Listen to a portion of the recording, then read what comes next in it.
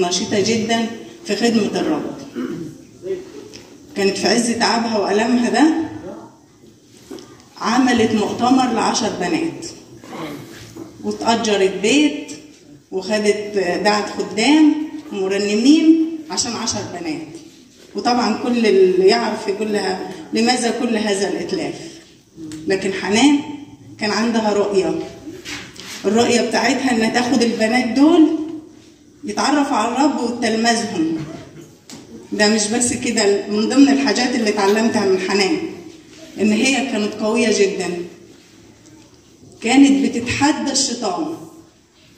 يعني تتخيل الشيطان يعمل لها مشكلة، برضه تكلم الناس عن الله، يعمل لها مشكلة ما تجافش عن انها ما تخافش من اي مشكلة، لكن بتتحداه. وكمان كانت متمتعة بسلام غير عادي. يعني انا بقول لكم الحاجات